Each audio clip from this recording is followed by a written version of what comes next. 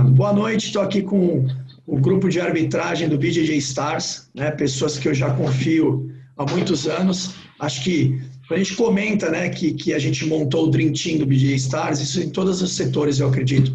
É o pessoal que recebe a galera no aeroporto, é o pessoal que trabalha no staff que não aparece, é o pessoal dos comentários e narração e o time de árbitros também. Então, primeiro quero parabenizar vocês a mais uma noite aí de BJJ Stars, que vocês foram super, no meu modo de ver, sempre imparciais e tomando a decisão pelo certo, que eu acho que isso é o mais importante. Todos são passivos de erro, né? Mas e a gente quer, eu propus esse debate até para a gente poder postar isso na página do BJJ Stars e justificar algumas pessoas que eu já entendo. Tem muita gente que não entende de regra, cara. Isso eu vejo às vezes na brincadeira que eu vou fazer um sorteio. Eu falo, ó, o cara deu uma queda, passou a guarda, botou o joelho na barriga e montou. Acabou a luta. Quantos pontos o cara fez? Pô, tem cara que fala 4. Fala, caraca, meu. Os caras não sabem de regra, mas sabem xingar, né? Então acho que é legal a gente esclarecer para o pessoal e acho que nada melhor do que os árbitros que trabalharam na noite, né? Então, vamos falar das lutas que foram empate. E sempre que é empate, tem um time que acha que o cara foi prejudicado, né? Que quem perdeu, né? E o time que ganhou acha que o cara foi não beneficiado, tá feliz, né? Se fosse ao contrário, só ia mudar o time que estava insatisfeito. Então, vamos começar pela primeira luta que teve empate lá, que foi o Lucas Gualberto e Nathan Schweng, foi a final do Daniel Starr. Essa luta, quais foram os árbitros que trabalharam? Quem foi o central? Eu fui o central. Alan central. E os dois laterais? André Basti Baby, eu acho. André Basti Baby. Foi isso mesmo, foi isso mesmo. Perfeito. Essa luta não teve reclamação, né? Foi uma luta que ninguém conseguiu vantagem nem pontuação. E foi uma decisão unânime dos árbitros, né? Todo mundo concordou que o Lucas Gualberto venceu, é isso? Isso. Exato. Sim, os três votos. Ele conseguiu colocar mais volume ali por cima, né? Na verdade, as ações de domínio foram dele, ele acabou conseguindo impor mais o jogo dele, e o Nathan só conseguiu tentar alguma coisa nos segundos finais ali. Então, uma dúvida, se a luta, vamos dizer que os dois brigaram pela luta meio que parecido, né? Que não foi o caso, acho que o Lucas realmente foi mais combativo, o Nathan se defendeu muito bem, mas teve pouco movimento de ataque. Mas se os dois tivessem uma combatividade parecida, a regra prevê alguma vantagem para um ou para outro, para quem chama, para quem passa, ou não? Isso é interpretação total da arbitragem. A interpretação é dos árbitros, né? O que a regra diz é quem teve maior combatividade, então quem teve maior volume de luta, vamos dizer assim, quem passou mais tempo atacando, colocando seu adversário em risco. É isso que a gente entende como a leitura de combatividade. Eu acho que o André aí, o Panda e o Alan podem falar também um pouquinho sobre o que eles pensam nesse conceito aí de desempate numa luta mais equilibrada. Uma luta equilibrada é isso, né? O cara que buscou mais ali, né, as ações na luta, durante a luta, né? A gente está olhando a luta, olha a luta num todo, né? Não deixa se impressionar por minutos finais da luta, né? Então, aquele cara que teve o maior volume durante a luta toda, o cara teve volume ali 9 minutos de luta, o outro tem 1 minuto, né? Então, a combatividade foi do outro, com certeza. Isso é importante. Por exemplo, quando vocês estão arbitrando ali, e não aconteceu ainda nada de efetivo, mas teve um momento, o cara teve uma iniciativa ali que não chegou a ser uma vantagem, vocês vão registrando isso e vão deixando no HD aqui, no caso do empate, isso aqui vai fazer diferença? É assim que vocês vão fazendo a análise? Principalmente nessas lutas que são mais parelhas, essas lutas que são mais equilibradas, a gente vai anotando tudo aqui mentalmente. A gente costuma até fazer assim, uma luta que a gente sabe que vai ser no alto o tempo todo. O cara fez uma ação, opa, 1-0 esse cara. Aí o outro cara faz uma ação, opa, 1-1. E não só o número de ações também, mas as contundências das ações, né?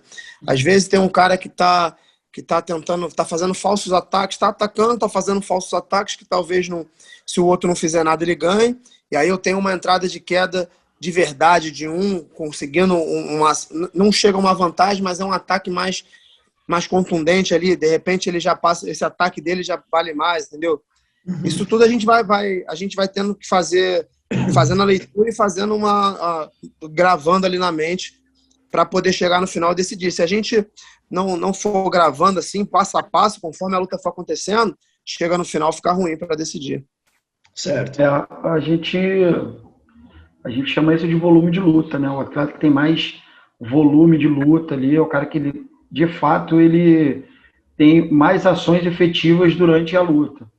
Então, às vezes, alguns professores confundem, mas meu aluno puxou para a guarda. Isso não conta como algo efetivo no meio da luta. Então, o cara puxou para a guarda, mas tentou um armlock, tentou uma cruzada de braço, e fez algo que, de fato, fosse colocar o seu adversário em perigo. Não. Então, a gente vai contando algo que, de fato, chegue perto de pontuar, né? Ou que obrigue o adversário a se defender. Essa é a visão que a gente tem. Isso acontece muito. Isso que o Alan falou acontece muito. Por exemplo, uma luta em pé, né? Igual o André Bastos até estava falando aí. Chega no final da luta, o atleta chama na guarda. Aí o professor fala, pô, meu atleta ganhou, ele chamou, teve iniciativa de chamar. Cara, jiu-jitsu é em pé, é chão, jiu-jitsu é tudo. O cara tem o direito de chamar na guarda. Não quer dizer que ele chamou, que ele vai ganhar. Ah, teve iniciativa de chamar. Teve algum ataque?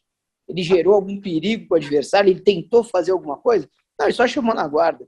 Não é critério de desempate nenhum. Agora, vou forçar uma pergunta como... Eu acompanho as regras, né? Tento me atualizar, mas não é sempre que eu... Por exemplo, o último curso de regras eu não fiz e eu sei que teve uma alteração aí meio próxima do BJJ Stars, né? Que vocês até comentaram e tal. Vou fazer uma pergunta aqui, fingindo uma ignorância, tá? Mas que é uma coisa que é comum. Vamos lá. Se a luta vocês julgaram aqui no HD de vocês foram julgando 2 ações para esse, 2 ações para aquele. No final, uma luta parelha, difícil de definir, de decidir. O fato do atleta puxar o outro para a guarda, no caso de uma luta, no modo de ver vocês, 100% empatada, ele teoricamente fugiu da luta em pé, então ele precisa mostrar mais serviço ou nada a ver? Não. Nada a ver. Ele tem a opção dele de jogar por baixo. O puxar para a guarda é só uma opção de jogar por baixo que é pertinente à nossa luta. É o que o Baby falou, né? O jiu-jitsu, ele é completo. Tem luta em pé, luta no solo, e foi só a opção dele de mudar a estratégia de luta. Ele resolveu puxar para a guarda, e ele tem que ser tão efetivo no chão quanto em pé. Perfeito. Isso é uma pergunta que a gente está recebendo, entendeu? Então, eu gostei de esclarecer aqui para a galera. Bom, para dar uma descontraída, Fepa? Para dar uma descontraída, o Fepa é da época que quem terminava por cima ganhava, né, Fepa? Nessa época. Terminou por cima, ganhou. Hoje não, cara. Hoje é volume de luta, é combatividade, é ir para cima, é atacar, colocar o adversário em perigo o tempo todo. É aquilo que o André falou, né? A contundência. Aí, nessa luta parelha, quem teve mais contundência ali nos ataques, né? Talvez seja o que leve ali. Né? E essa luta aí que você falou, Fepa, essa luta aí normalmente dá problema. Porque uma luta que é muito parelha, a gente tem que buscar alguma coisa ali que a gente enxergou na luta para poder dar a vitória. E aí o que me impressiona é o lado que fica com a derrota, normalmente uma decisão dividida. Essas lutas parelhas têm bastante decisão dividida. É o cara que fica com a derrota achar que ele não podia perder de jeito nenhum. E isso me impressiona ainda. Porque, cara, a gente vai buscar alguma coisa ali, alguma coisa para poder decidir. Se a luta parelha, se a decisão foi decidida, não tem muito o que fazer de reclamação, mas mesmo assim, o lado que perde normalmente se sente injustiçado. Eu acho que isso é comum em esporte que movimenta uma paixão como o jiu-jitsu, como o futebol, né, cara? Sempre tem uma coisa que os caras vão botar a culpa no árbitro, né? Não foi o atleta que ele tá torcendo que perdeu, o árbitro que roubou, né?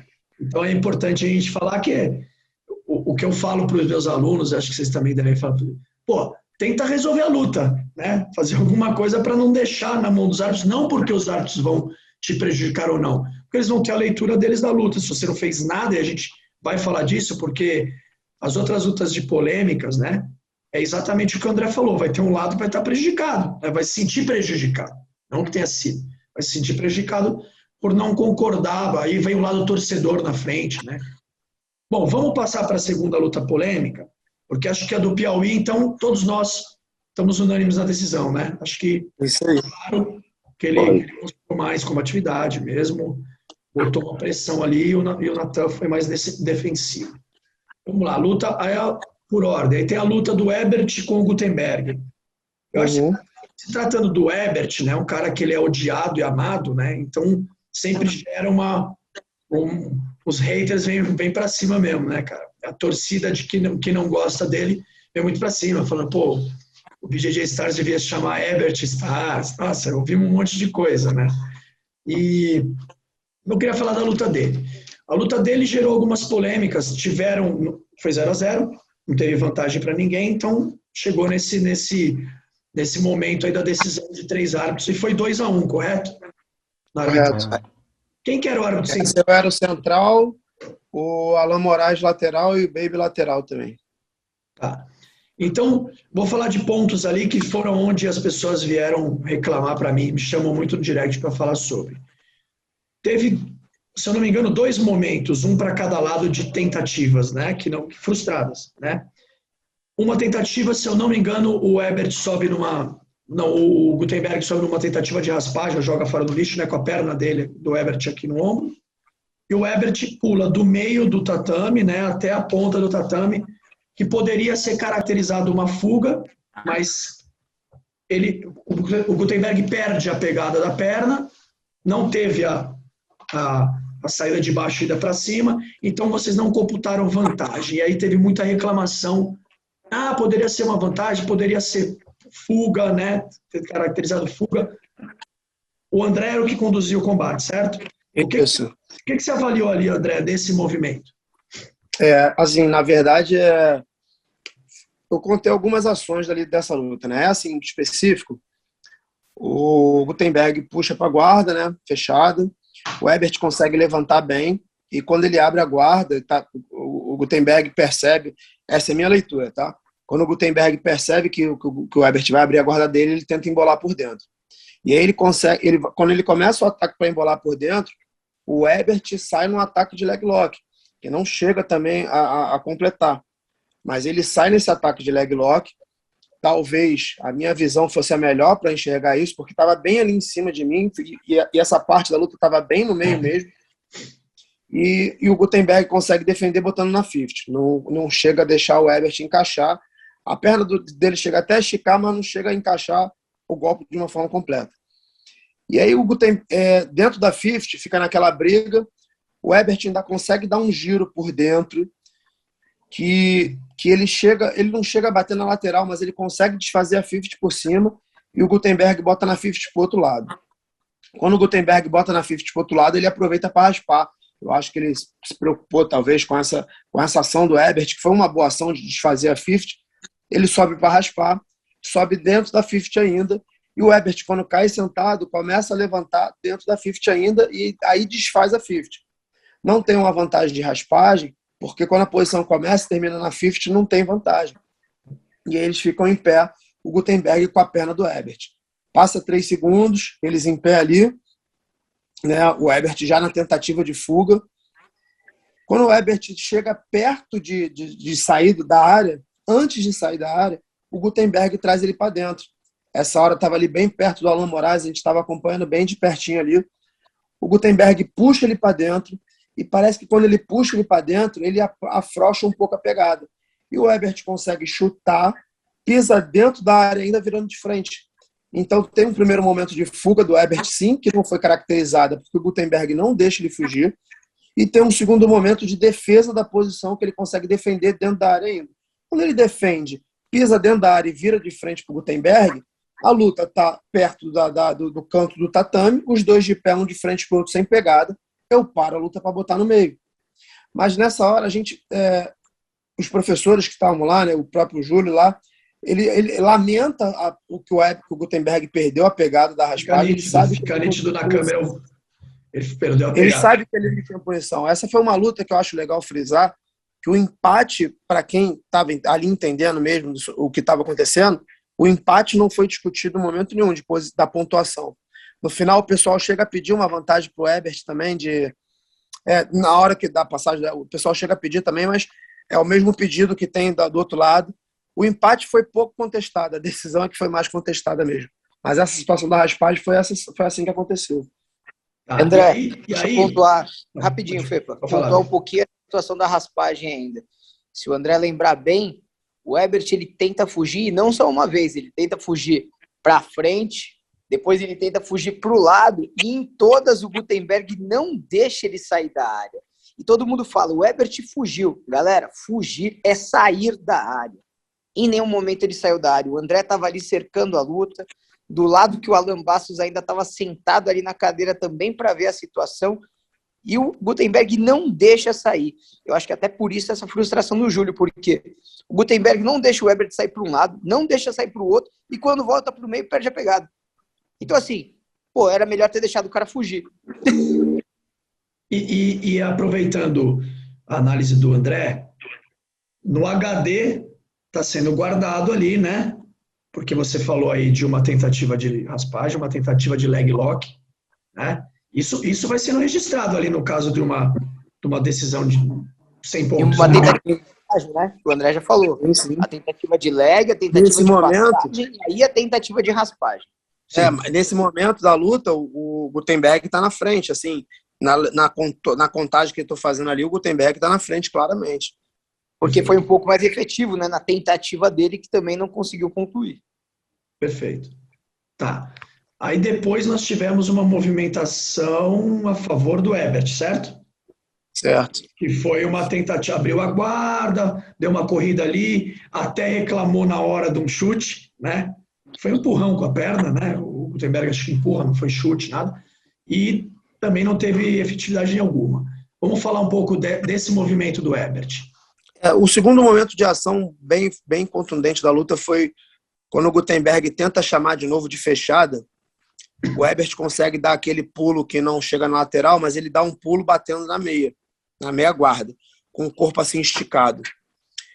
Nesse momento, ele levanta já, ele bate na meia, aí sente que o Guttenberg não conseguiu fechar e passa para esse lado da meia aqui, chuta a perna passando para esse lado da meia. Guttenberg briga para repor e ele passa para o outro lado. Faz a tentativa de passagem para o outro lado. E aí, nesse momento que o Guttenberg consegue virar, repondo, né, ali, meio que fazendo uma reposição um pouco mais forte. São dois caras muito, muito fortes, né? As ações dele de explosão sempre vão ter esse risco de parecer agressão, mas não teve nada de agressão na luta ali nesse momento. Mas nesse momento, eu conto quase que... Não conto, né? Não teve nada de pontuação efetiva, mas tem um pulo do Herbert caindo quase na meia ali, um ataque de passagem para um lado e um ataque de passagem para o outro lado também. Então, aí no teu HD você registrou 3 ataques do Herbert. É um ataque nesse só, na verdade. Não, só, é um ataque só. Acho que é um ataque até grande, assim, sabe? Uma movimentação mais completa para mim. Tá. Alguém tem alguma discordância aí dessa análise do André? Então, eu fui o que deu aí, né, dos 3 que deu a vitória para o Guttenberg, né? Cara, a minha avaliação da luta foi que o Guttenberg ele tomou as ações todas da luta, né? Ele começa evitando o jogo em pé do Herbert, puxando para a guarda. E ali o Herbert tenta ficar em pé, ele tenta um desequilíbrio, batendo embaixo ali, né? O Herbert não chega a desequilibrar, mas procura uma base melhor, que aí quando o Guttenberg troca para a Matrix, e aí tem todo essa movimentação aí numa tentativa de leg, né? E o Guttenberg consegue colocar na 50 ali, começa a buscar raspagem, né? Consegue ficar brigando para subir. O Herbert é um cara que todo mundo sabe que ele é um cara bem inteligente lutando, é um cara que tem uma estratégia boa, é um cara perigoso na 50, né? Com ataque de pé, ele faz bem o armlock ali da 50 também. Então ele tem um leg lock também, que ele faz bem da 50 quando está por baixo. Então eu acho que o Guttenberg ficou preocupado com isso, por isso que ele não subiu de qualquer maneira. E no momento que o Herbert consegue quase desfazer a 50, ele busca de novo o outro lado, como o André falou, mas aí ele consegue a raspagem. E aí eu acho que ali foi o único momento da luta ali que teve, de fato, algo efetivo. Todos os outros momentos de luta foram movimentações naturais, ao meu entender. Entendeu? Porque o Herbert pula a perna do Guttenberg, né, nessa outra movimentação que tem na luta, mas ele não chega perto de pontuar em momento nenhum, porque ele esbarra na reposição de guarda do Guttenberg. O único, de fato, para mim, que teve chance de pontuar na luta foi o Guttenberg, ou pela raspagem, que, como veio de 50, ele não ganhou uma vantagem, ou até por uma talvez queda ali para poder derrubar o Herbert, porque já tinha passado os 3 segundos de luta em pé, né, e já tinha virado luta em pé, ou pela fuga, ou pela falta, né, que ele poderia também ter pontuado ali. E no final, se eu não me engano, acho que ele chega numa guarda one leg e começa a trocar ali e acaba com a chave de pé encaixada. Eu ia falar dessa chave aí também. Ele acaba com a chave de pé encaixada, não chega a estar bem presa, né, para poder gerar um ataque que a gente possa considerar uma vantagem, mas ele acaba com um golpe encaixado. Então, eu acho que nessa movimentação toda ali, acho que quem teve mais, na minha opinião, né, quem teve mais efetividade na luta foi o Guttenberg. Algum momento você puxou a vantagem, Alan? Em algum momento da luta, não? Para você também foi 0-0? Também. Não, porque assim, a raspagem vem de 50, né? Então não tem vantagem. O single leg não tem mais. Antigamente tinha a vantagem que você saía com o single leg de queda, agarrado, então como a regra foi mudando, né? Com 3 segundos em pé, virou luta em pé, a luta mesmo saindo com o single leg não teria vantagem, ou seria fuga, ou o Guttenberg ia acabar derrubando, né? Ou, né, ia acontecer algo ali. Como a luta sai, né, na verdade o Herbert desfaz, né, desfaz a pegada, mas a luta acaba saindo sem falta, sem vantagem para ninguém. Eu acho que ali foi o melhor momento da luta, eu acho que foi algo próximo de alguém pontuar, acho que foi esse momento. Tá. André ia falar alguma coisa? Uma coisa que é importante falar é o seguinte, a gente todo mundo participa de grupos de arbitragem, a gente discute regra diariamente. E diariamente a gente não concorda um com o outro com alguma coisa na análise. O jiu-jitsu é muito complexo, o jiu-jitsu tem muitas variáveis, né, cara? Hoje mesmo eu estava falando disso, cara. A gente discute regra todo dia e sempre, quando a gente joga uma movimentação para julgar, tem discordância. Um grupo acha uma coisa, outro grupo acha outra coisa. E é justamente por isso que tem 3 árbitros para analisar uma luta. Se fosse um árbitro só, cairia muito dentro da subjetividade do que aquele árbitro acha e daria muito mais problema. Quando tem 3 árbitros, o Alan, eu tenho que respeitar totalmente a leitura dele. É a leitura dele, foi como ele enxergou a luta, é como ele vê a luta, talvez. E eu vi de uma outra forma, sabe? Então, e tem 3 árbitros justamente para isso. E é normal. O jiu-jitsu não tem como o jiu-jitsu é tão subjetivo em determinadas movimentações que é muito difícil você bater o martelo e falar assim, ó, tem que ser isso. Uhum. E a gente tenta chegar o mais próximo da justiça que tem é a análise de 3 árbitros para as lutas. Sim, perfeito. E o outro Baby.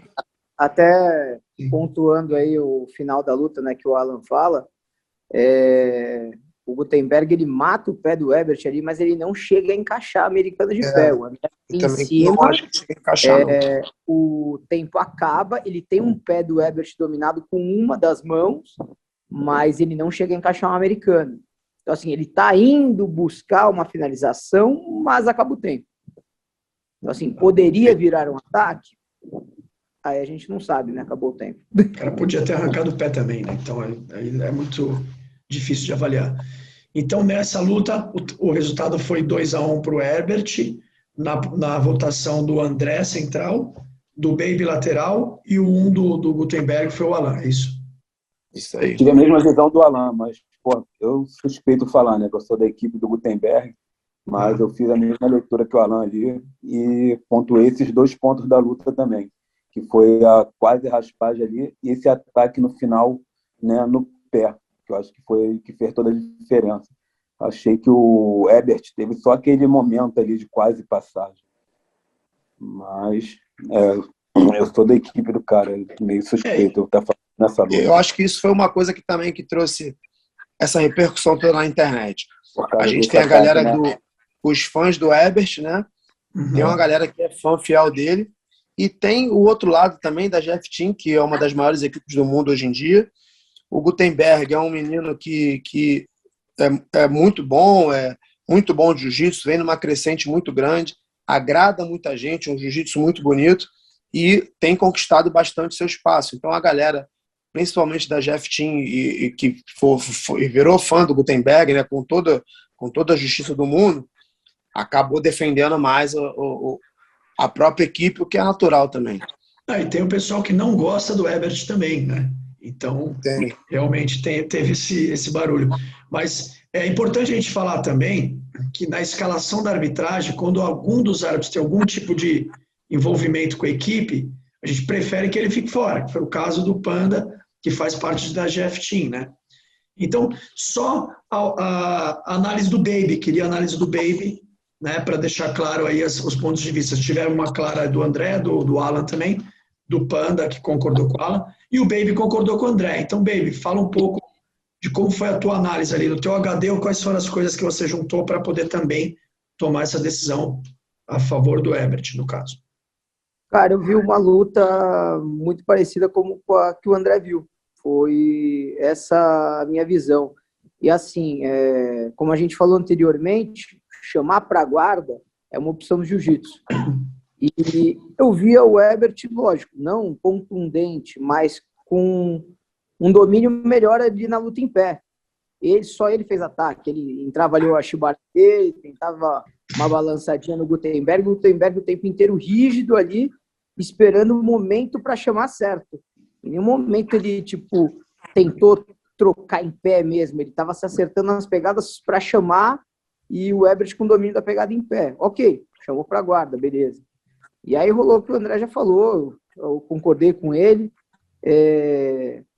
Eu acredito também, assim, o movimento que quase chegou mais perto de uma pontuação foi realmente a raspagem do Gutenberg ali, que depois poderia virar uma queda, mas eu vejo como um movimento só, eu não consigo enxergar como o Alan falou, depois de 3 segundos vira uma queda, mas era um movimento só.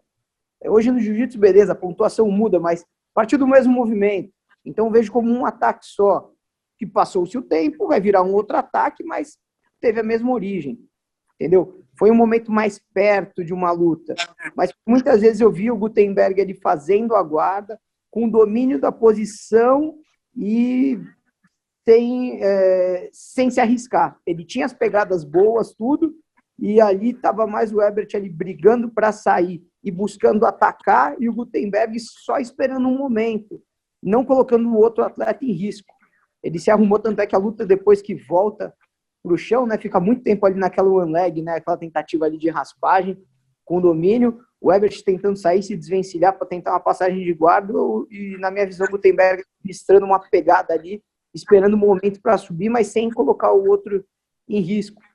Depois a gente até conversou depois da luta, né, mesmo o Pano sendo de F-Team, ele até conversou com a gente, uma luta muito equilibrada, com um momento mais favorável para um, mas eu vi igual o André com outro com mais ataques, apesar de não ter sido tão, às vezes, nenhum foi efetivo porque não gerou pontuação, mas com um ataque só, com mais efetividade, né, quase uma efetividade, e o outro com um pouco mais de ataques, com menor efetividade.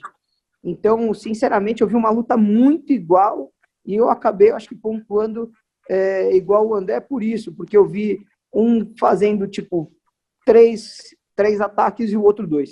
Então, ali a gente tinha que achar um diferencial na hora, e na hora ali eu achei que tinha sido o Herbert. Uma coisa importante frisar é isso, não foi assim, acabou a luta, o Herbert ganhou, claro. Não, a gente vem contando, vem fazendo as marcações todas, mas em cima de tudo que eu vi, a luta foi difícil de decidir, bastante difícil de decidir. Foi uma luta que acho que assim, qualquer um que fosse declarado vencedor não caberia contestação. Foi bem difícil a decisão para mim, entendeu? Não foi assim, acabou a luta, Herbert ganhou, claro, não teve isso. E o pessoal fala, né, bastante sobre... O pessoal vê muito momento, né, cara? Dentro da história minha de arbitragem, eu acho que acho que o Herbert nunca tinha ganho uma luta de decisão comigo. Ele já perdeu várias lutas comigo, graças a Deus nunca tive nenhum problema com ele, mas eu já até desclassifiquei o Herbert 2 vezes em lutas, né? E pro pessoal o pessoal esquece, acha que tem algum protecionismo, acha que tem alguma coisa vantagem, não tem nada disso. É porque só lembra dali do momento mesmo que está acontecendo. Perfeito. Eu acho que o que você falou, né, cara, galera, da imparcialidade. Igual o André falou, eu sou aqui de São Paulo, né? O André ainda é do Rio, a galera. Cara, que eu já arbitrei de luta do Herbert, que eu já mandei ele pra rua desclassificado, é só perguntar pro Guigo aí. O Guigo deve saber até o nome da minha mãe, de tanto que ele já me xingou. Mas cada luta é uma luta, cara. A gente não tem rivalidade com nenhum atleta, a gente não tem nada contra ninguém. E se tiver, a orientação é sempre essa. Cara, você não se dá bem com tal atleta, sai da luta. E a gente respeita muito isso. Então a gente procura não fazer lutas de... Às vezes até cara que reclama muito da gente, que fala, ele sempre dá contra a minha equipe. Beleza, eu saio. A gente não está ali para se impor para ninguém. A gente está ali para fazer o nosso trabalho, igual todo mundo. As pessoas têm visões diferentes. Igual a gente teve aí, foi uma decisão dividida. Mas como o André falou, uma luta muito difícil de se definir ali para quem a gente ia dar a vitória. E tanto é que foi dividida e, cara, uma luta muito igual ali, muito próximo, que às vezes um detalhe que eu achei que foi diferencial para um, o Alan já achou que foi diferencial para o outro, e é isso aí. Perfeito. Fepa, deixa eu dar uma palavrinha que eu acho que muita gente não sabe, né? Mas a gente, antes de cada evento, assim, a gente vê as lutas são casadas, o GP, e pelo tempo de estrada que a gente tem, a gente conhece todos os atletas, o jogo de cada atleta, a gente sabe, às vezes a gente até tenta pensar, assim, qual será a estratégia de algum atleta com o outro, então, assim, isso já deixa a gente mais atento na luta, a gente consegue já ter uma leitura do que vai acontecer na luta, então a gente não chega ali do nada e o que acontecer a gente marca. A gente já vem preparado, a gente conhece a estratégia de cada atleta, a gente, na minha cabeça, na conversa que a gente teve, a gente já esperava o Gutenberg puxar o Herbert para a guarda, né? Que a gente sabe que o Herbert é um cara em pé muito duro, e como outras lutas, como a gente esperava o Atos tentar puxar o Tainan, as lutas da Gabi com a Bia, a gente esperava uma trocação mais em pé, né? E, cara, a gente vai estudando ali a luta, porque quem vai arbitrar ali, a gente vai tentando, até mesmo para a gente se preparar e não ser pego desprevenido para saber uma posição ou alguma coisa, então a gente acaba estudando jiu-jitsu, estudando o atleta, estudando a luta que vai acontecer. Bom, então vamos para outra luta que também foi empate, né? Gerou um pouquinho de polêmica, um pouco menos, né? Que foi Ali e Yuri Simões. Então o árbitro central nessa luta era o Panda, né? Era eu, lateral era o Baby e o Deco, o André. Tá. Então vamos lá. Então, Panda, começa você então, que era o central. Vamos lá. Então, como o Alan falou, né? A gente já conhece os atletas já, a gente, né, estuda o jogo dos atletas, que são atletas que lutam há bastante tempo e a gente tem, né, uma estrada ali na arbitragem. Então a gente sabia que a luta ia se resumir naquilo ali, né? Aquela trocação ali de pegada, aquela pujança, né, no alto, né? E a luta começou a 1000 por hora, né? Os caras se pegando ali, né? Tapa na cabeça. Logo no primeiro momento, o Ali tem uma ação bem contundente, que ele tenta um volante ali no braço do Yuri, né? Na minha mente já estava ali, né, o Ali ganhando, 1-0. Mas com o decorrer da luta, né, eu achei que o Yuri teve muito mais contundência, ele buscava a perna, né? Ele dá um ataque na perna do Ali, o Ali tem que se virar e dar um chute para frente para defender. E ele tem mais umas 2 ações desse tipo. E eu vi o Ali só se defendendo o tempo todo. Chega no final da luta, o Yuri puxa para a guarda, né? Puxa logo no primeiro momento para a guarda, perto da área de segurança. Eu levo a luta para o meio. O Ali coloca a mão ali nos pés dele, tenta... Só fica de um lado para o outro, né? Se movimentando, mas afasta e eles ficam em pé novamente. Começa aquela trocação, né? Eu não vejo ataque contundente mais ali do Ali, né? Parecia que ele tinha já cansado ali, não sei. E o Yuri continuava na mesma pujança, entrando na perna o tempo todo ali. E chega no minuto final, o Yuri puxa para a guarda novamente. Aí é onde o Ali tenta passar, né? Quase bate na lateral ali, até o pede uma vantagem. Eu não dou a vantagem, mas eu confirmo com os laterais para ver se eles iam levantar e dar essa vantagem.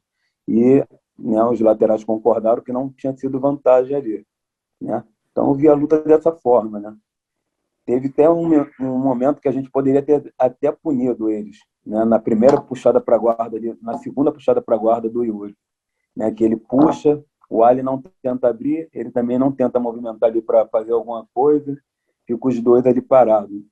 Eu achei até que poderia ter dado uma punição ali para cada, mas, né, optamos em não dar. Uma dúvida, essa luta foi decisão unânime ou foi dividida? Dividida. Foi dividida. E aí, quem discordou da arbitragem do Panda ali? Quem teve uma ótica diferente? Eu. Panda botou no Yuri. Deco, desculpa. Eu e Panda a gente votou no Yuri e o Deco votou no Ali. Então vamos ouvir o Deco aí. Qual foi a tua leitura diferente dos dois? Cara, eu vi o Yuri buscando mais a luta toda, sim. Mas eu não achei efetivos os ataques dele, tá? Logo no começo da luta, a gente tem que é um ataque do Yuri, que é um ataque dele de tentar chegar na perna, uma cinturada ali, e o Ali faz esse volante no braço, que eu achei bem contundente. E eu, no ângulo que eu estava, eu quase marquei vantagem. Eu fiquei pensando que talvez se eu tivesse de central, mas com uma visão melhor, eu teria puxado a vantagem. Mas no ângulo que eu estava, eu achei que chegou bem próximo da vantagem. Não marquei a vantagem, achei que chegou próximo. Aí, a partir dali, o Yuri começa a botar mais volume de luta, né? Mais volume de ataque. Mas tem esse ataque que eu achei bem contundente do Ali. E dentro desse volume de luta do Yuri, o Ali tenta algumas vezes esse volante de novo. Essa enrolada no braço que sai tipo numa manivela. Mais umas 2 ou 3 vezes. Então o Yuri faz mais volume dentro da luta, mas o Ali tem aquele primeiro ataque que é bem contundente, na minha opinião, e mais esses ataques que não deixam abrir tanta margem no volume de luta do Yuri, para mim. Porque como o Yuri fazia uns ataques que não eram... Ele não conseguia contundência nos ataques dele, para mim, esse ataque do Ali acabava equilibrando um pouquinho também, esse ataque do braço. Tá? E se a luta acaba antes daquele momento final que teve, eu marcaria a vitória do Yuri. Porque, apesar daquele primeiro ataque ter sido bem contundente, o Yuri tinha conseguido sim botar mais volume durante a luta toda. Só que eu achei aquele outro segundo ataque do Ali no final, quando o Yuri puxa para a guarda, também bem próximo de uma vantagem. Então eu tive 2 ataques do Ali que, para mim, foram bem próximos de uma vantagem, ele recebeu uma vantagem, e alguns ataques a mais do Yuri que eu não achei tão a mais para poder confirmar o volume dele na vitória dele. Por isso que eu marquei a vitória para o Ali. Eu achei os ataques do Ali mais efetivos e alguns poucos ataques que não deixaram abrir margem tanto de volume de luta para o Yuri. Mas você também viu 0-0, né? Você não chegou a chamar vantagem em nada. Não. Tá. 0-0 também. No caso, pontuação... o Alan que não participou dessa arbitragem, certo? Foi o Alan. Certo. Então, qual foi a tua leitura aí? Eu pedi para não participar porque eu tenho uma boa amizade com o Caio. Né? Eu e o Caio a gente se conhece há muitos anos, a gente já treina junto, sempre que ele está no Rio, a gente treina junto. Né? Eu já treinei bastante com o Yuri também. Então eu pedi para ficar de fora da luta.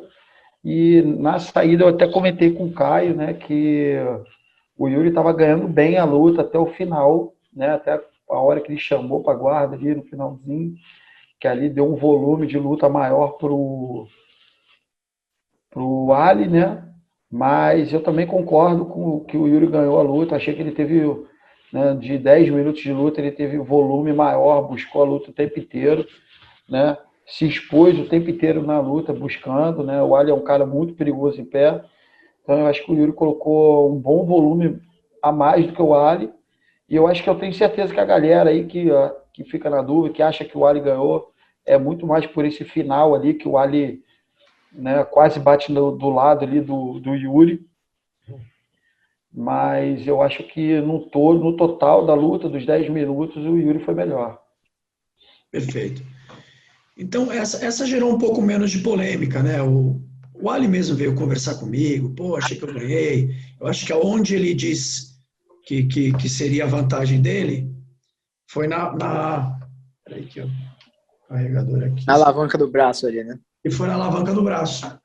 Então, como ele fala que o ele André... fez 2 vezes, né? Sim, foi duas, praticamente na vezes. sequência, né?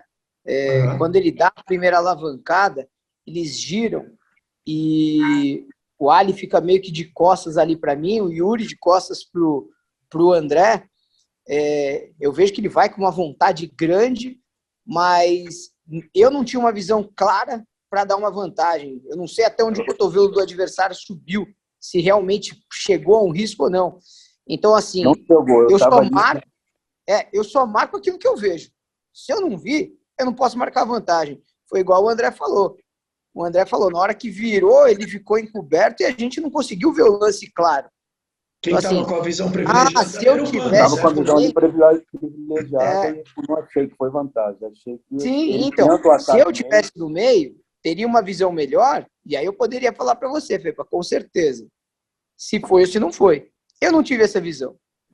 Então, eu não podia marcar um negócio que, será? Não, será não existe. Eu tenho que marcar um negócio com convicção.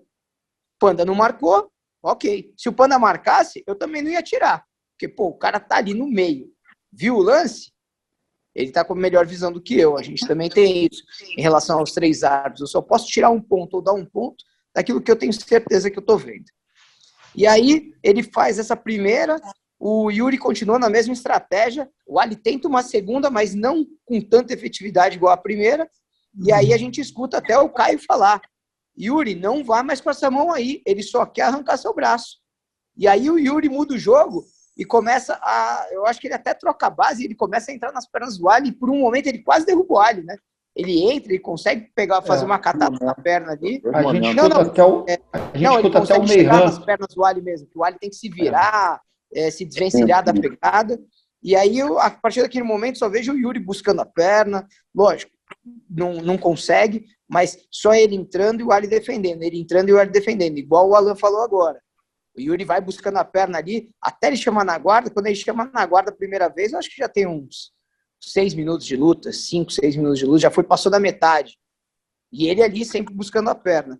E aí, quando ele chama na guarda, eu falo, bom, agora o Ali vai tentar passar a guarda, né? Agora o jogo mudou, o Ali não queria ficar por baixo, não chamou, não estava entrando queda.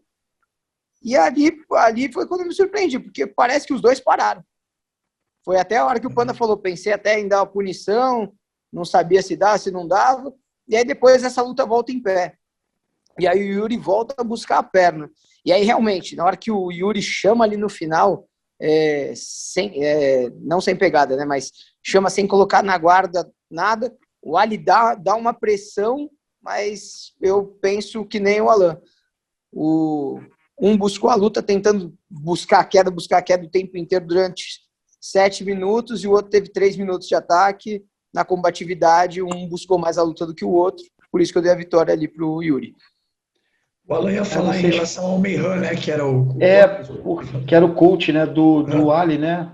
E ele percebe um momento na luta ali, ele fica gritando, pedindo pro Ali trocar de base, né? Porque o Yuri achou uma distância ali melhor do que ele, né? Então eu estava conseguindo colocar um volume maior em pé, e eu tô do lado de fora ali, sentado do lado dos coaches, eu consegui escutar tanto o Caio quanto o Meihan, e o Meihan fica pedindo para o Ali trocar de base, troca a perna, né, para ver se ele se encontra de novo na luta em pé. Essa luta foi muito parelha, foi uma luta, cara, extremamente bem casada, assim, para a galera que curte, né, uma trocação em pé. Eu esperava um quedão de alguém, né? Tava ansioso para ver um quedão, mas eu acho que, cara, acho que o resultado foi justo por tudo que a gente viu ali no tatame. Perfeito. Gente, agora vamos para a luta, que antes até de vocês fazerem análise, chamo aqui a responsa de uma culpa do BJJ Stars, que trouxe a polêmica toda, né? O que acontece? Foi a primeira vez, vocês podem, não sei se vocês repararam, mas foi a primeira vez que nós usamos o placar da Flow Grappling, porque o nosso placar não ficava bem no vídeo, ele ficava bom no vídeo, né? E até o placar da Flow Grappling é pequeno, né? Ele é feito pro vídeo, né? E a gente ampliou o máximo que conseguia para que vocês tivessem uma visualização ali também desse placar. Esse placar não tinha buzina. Então, acho que aí foi uma coisa que trouxe um problema a mais para as lutas, né? E pelo fato de não ter buzina e a gente detectar isso na hora do teste, que a gente decidiu usar esse placar na hora, a gente estava com o nosso lado, não sei se vocês viram na montagem, era o nosso que estava lá. Estava até em volta do tatame, tela cheia. Falei, não, vamos usar o da Flow Grappling, ficar visualmente melhor e tal.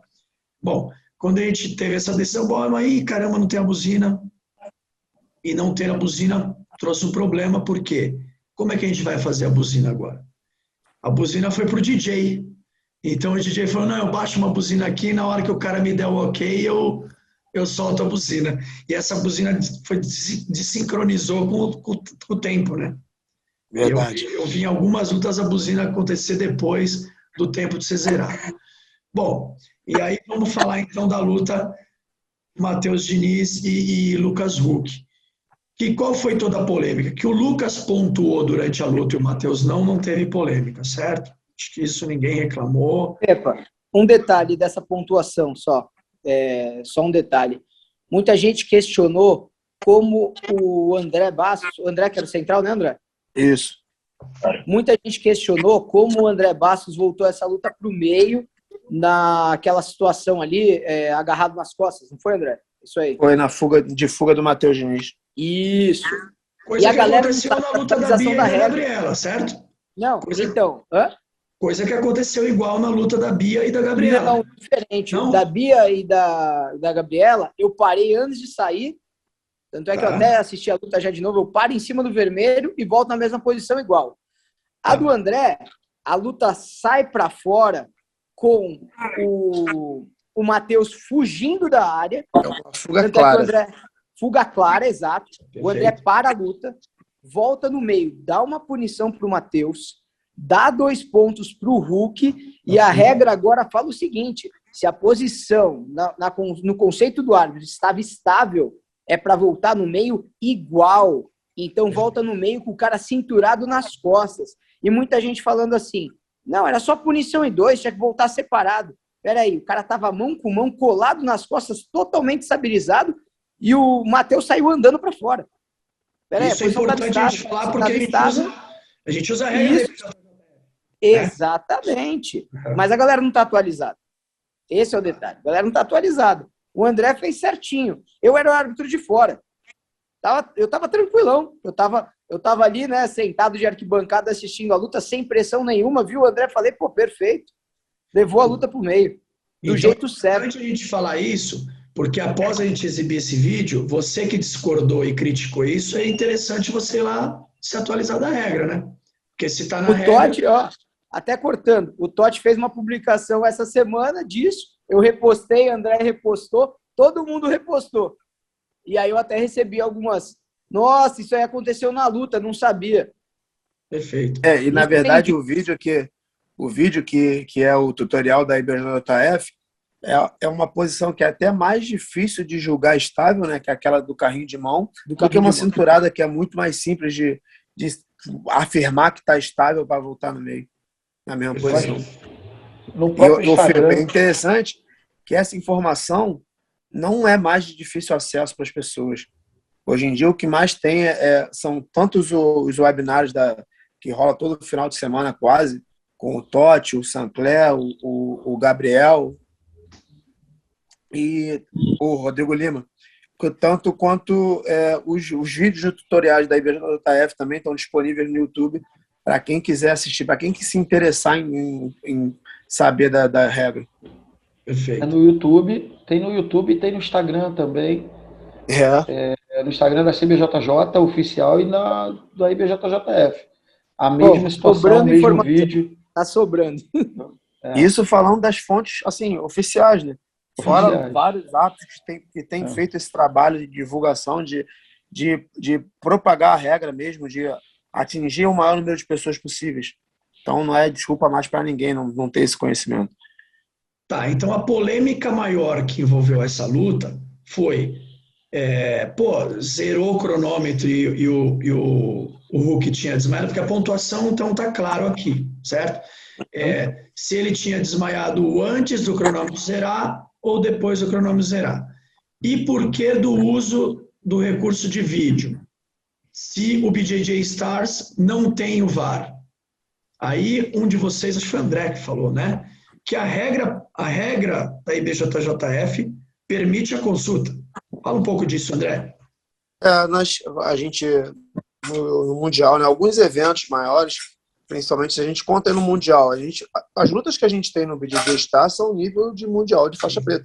Sim. São os melhores que estão lutando ali. Então, se a gente pode comparar com um evento como fosse um Mundial que a IBJJF usa nas finais, os árbitros de vídeo, né? Uma luta dessa, numa final a partir das quartas de final do Mundial, que tem já o árbitro de vídeo, com certeza teria que ser decidida no vídeo. É uma situação atípica, uma situação muito difícil. Na hora ali, como tem aquele matalhão, e a gente falou, né, sobre o estudo dos atletas, eu sei que o Matheus faz aquela posição forte com uma das mãos só. Estava muito ali no talo e eu acabei ficando a atenção nele, né? Não teve como precisar o tempo que aconteceu a perda dos sentidos do Hulk, né? E aí eu chego a consultar o Alan, chego a consultar o Panda, pergunto se eles têm alguma certeza ali, e não tem como precisar. E aí a hora que eu vou falar com o Baby, e o Baby fala, cara, a gente tem um vídeo, vamos olhar no vídeo. E era a decisão que a gente julgou mais justa ali no momento. Eu acredito que tenha sido mesmo de verdade. Da mesma forma que a gente tinha professores lá gritando, né, dizendo que tinha que dar a vitória pro Matheus Diniz, eu fiquei sabendo depois no meu telefone, no telefone de algumas pessoas que trabalham ali no BJJ Stars, já tinham várias mensagens também de pessoas ligadas ao Hulk dizendo que não, que ele tinha apagado depois do tempo, que enquanto o tempo estava rolando ele ainda tinha feito uma ação, e foi o que o Baby conseguiu conferir lá no vídeo. Não foi fácil, né? Depois, agora tem até o vídeo rolando, né?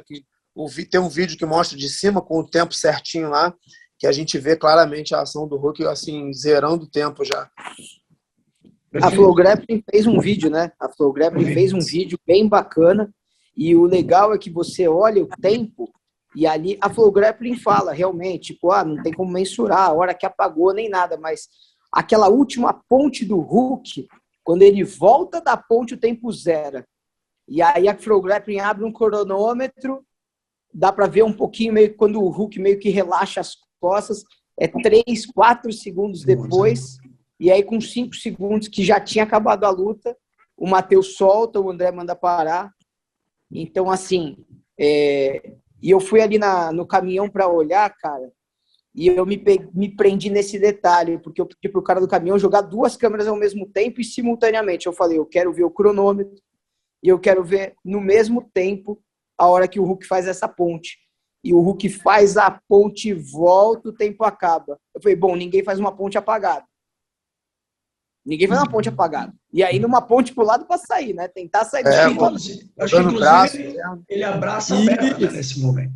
Não, mas ele apaga segurando mão com mão. Então, isso a gente tinha que esquecer, porque eu vi várias vezes. A ação de abraçar a perna com a ponte foi feita com o cronômetro zerado, né? Isso, exato. Zerado. Então, assim, ainda bem que a gente tinha muita câmera ali, cara. Uhum. E o André até falou da IBJJF, tem o recurso de vídeo, tudo, mas eu acho que é uma situação, né, André, que eu acho que nunca aconteceu na IBJJF de um lance no final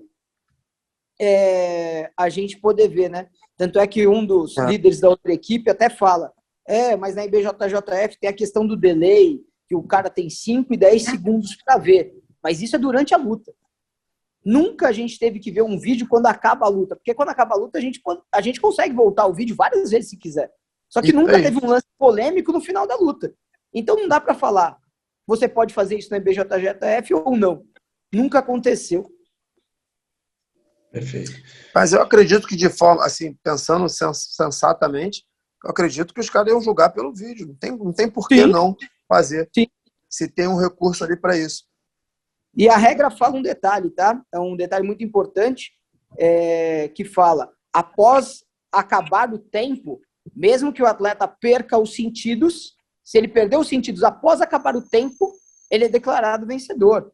Porque tem lá, né, na regra de o cara defecar, urinar após o término de luta. Então, por exemplo, acabou a luta, o cara acabou ali, urinou. Cara, foi depois que acabou o tempo de luta? Mas ele tá dentro do tatame. Acabou o tempo de luta, acabou o combate. Ali, o cara só vai poder perder a decisão se for uma falta disciplinar. Perfeito. Perfeito. Não, é importante esclarecer isso, porque na hora eu falei, tá, para as pessoas que estavam ali, eu recebo mensagem pra cacete, nego reclama, não sei o que, nem reclamar comigo. Falo, mas eu não sou o árbitro, cara, mas esse cara vem reclamar comigo. Me apontam, você roubou, você protege esse, você protege aquilo, enfim. E numa dessas reclamações, eu falei, não, nós não temos VAR. Mas se a regra da IBJJF, que é a que a gente segue, permite a consulta, acabou, entendeu?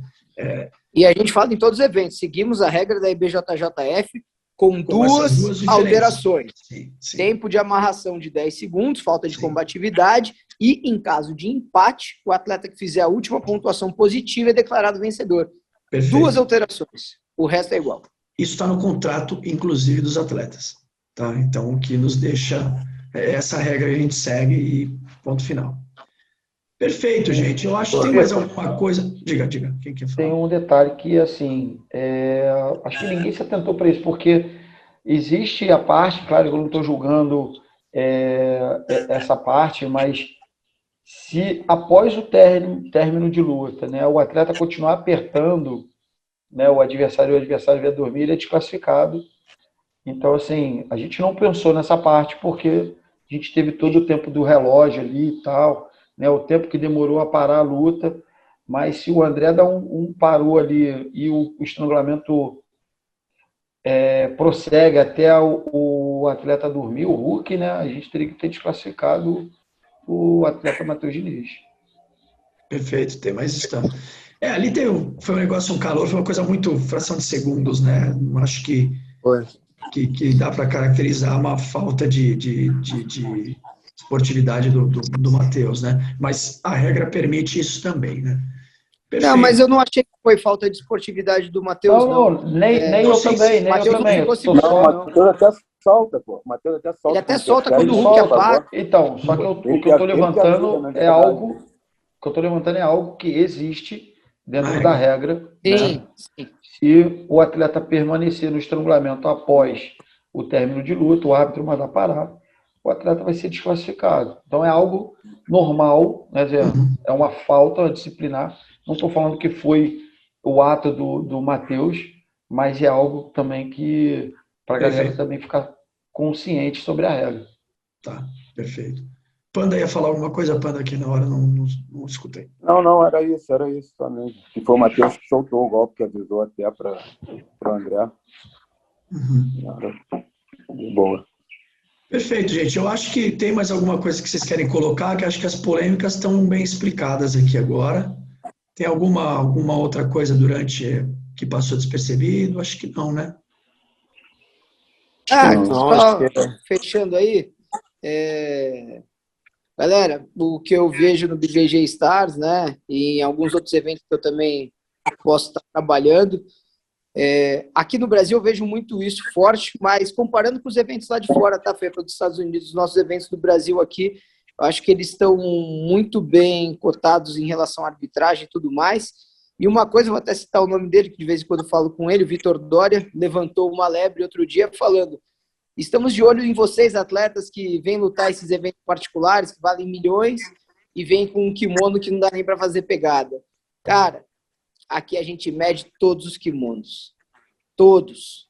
Tem até na edição de vídeo. A gente mede os kimonos, tanto é que vocês olham os atletas lutando, ninguém bate o olho e fala, pô, como é que esse kimono passou, tá curtinho. Não. É regra. Tivemos um problema com o kimono lá, não foi, Bê? Teve um kimono, né? Que teve que ser trocado. Sim. O kimono foi trocado.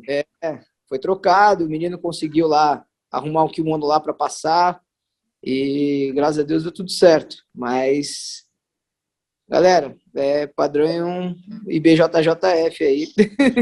A gente segue. Perfeito, perfeito. Boa. É isso, gente. Acho que, foi bem esclarecedor aí o vídeo. Agradeço. Estamos gravando aqui, a galera não sabe, mas são mais de 11 da noite que a gente começou a gravar, né? A fim de entregar esse conteúdo e acho que tentar esgotar ou pelo menos minimizar essa polêmica que, cara, faz parte do jogo. Quando a luta termina empatada, vai ter sempre um lado que vai estar reclamando. E mais uma vez volto a frisar que a gente está com os maiores árbitros do jiu-jitsu do mundo, né? É a minha opinião, e por isso acho que a gente achou o Dream Team da arbitragem também no BJJ Stars e vamos manter aí para as próximas edições. Beleza, galera? Obrigado aí pelo tempo de vocês, por poder estar esclarecendo aí aos nossos fãs, e a gente vai postar aí o quanto antes esse vídeo, tá bom? Obrigadão. Valeu, Fepa. Obrigado, André. Valeu, Fepa. Abraço aí pra galera. Valeu. Valeu, rapaziada. Abraço, boa noite. Boa noite.